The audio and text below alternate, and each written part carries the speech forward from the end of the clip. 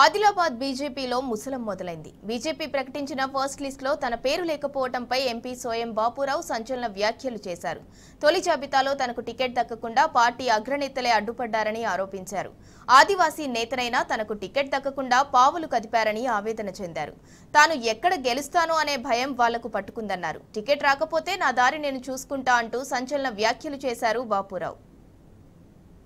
జెండా పట్టడానికి భారతీయ జనతా పార్టీ జెండా పట్టడానికి కూడా కార్యకర్తలు లేకుండే అలాంటి సమయంలో కూడా ధైర్యం చేసి భారతీయ జనతా పార్టీ నుంచి ఖచ్చితంగా గెలవాలన్న ఒక ఆకాంక్ష ఒక లక్ష్యం చేసుకొని మరి ఆనాడు గెలవడం జరిగింది. ఆనాడు టికెట్లు భారతీయ జనతా పార్టీ ఇస్తామంటే కూడా పారిపోయిన వాళ్ళు ఇవాళ అనేక మంది నాయకులు ఆ పార్టీలో ఉండి ఆ పార్టీని డెవలప్ చేయకుండా ఏదైతే పార్టీ డెవలప్ అవుతుందో ఇవాళ రేపు చాలా అలవాటుగా మారింది నాయకులకు.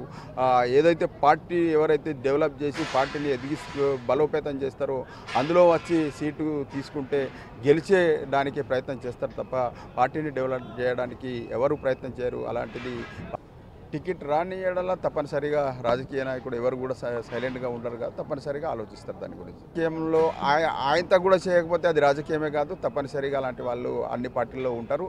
మా పార్టీలో కూడా కొందరు ఉన్నారు.